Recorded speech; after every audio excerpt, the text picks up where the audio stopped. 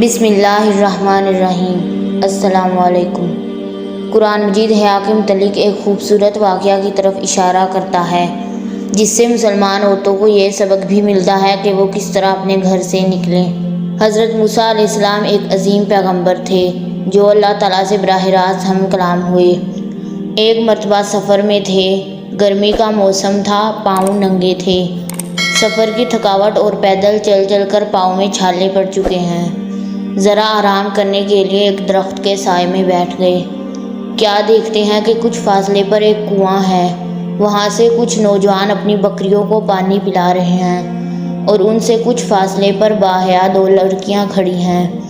جب آپ نے ان کو دیکھا تو حیرانگی کی انتہا نہ رہی کہ یہ دونوں لڑکیاں اس جنگل میں کیوں کھڑی ہیں اور کس کا انتظار کر رہی ہیں۔ حضرت موسیٰ علیہ السلام نے جب وجہ دریافت کی تو پتہ چلا کہ ان کا کوئی بھائی نہیں، باپ بوڑھا ہے اور وہ اس قابل نہیں کہ چل پھر سکے، اور وہ دونوں اپنی بکریوں کو پانی پلانے کے لیے آئی ہیں کہ جب تمام لوگ اپنے جانوروں کو پانی پلا کر چلے جائیں گے تو آخر میں یہ اپنی بکریوں کو پانی پلائیں گی۔ حضرت موسیٰ علیہ السلام ان کی بات سننے کے بعد آگے بڑھے اور خود پانی کنویں سے نکالا اور ان کی بکریوں کو پلا دیا۔ لڑکیاں جب خلاف معمول جلدی گھر پہنچی تو باپ نے جلدی آنے کی وجہ پوچھی تو دونوں نے باپ کو پوری حقیقت سے آگاہ کر دیا۔ باپ خود بھی پیغمبر تھے، فرمایا کہ جاؤ اس نوجوان کو بلا کر لاؤ تاکہ ہم اس کو پورا بتلا دیں۔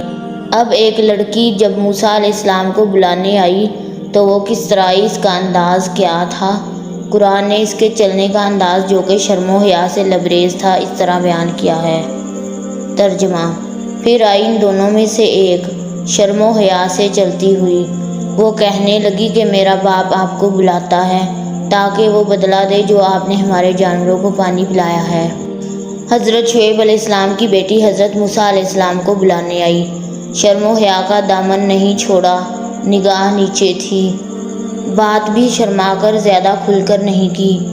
اللہ تعالیٰ کو اس کی حیا اس قدر پسند آئی کہ اس حیا کو قرآن بنا کر حضرت محمد رسول اللہ صلی اللہ علیہ وسلم پر نازل کر دیا تاکہ پوری امت کی عورتوں کو پتہ چل جائے کہ جب وہ گھروں سے نکلے تو شرم و حیا سے عاری لوگوں کی طرح گردن اٹھا کر نہ چلیں، بلکہ دھیمی چال سے کہ شرافت اور حیا ان سے واضح نظر آئے، جس طرح شعیب علیہ السلام کی بیٹی شرم و حیا سے چلتی ہوئی آئی۔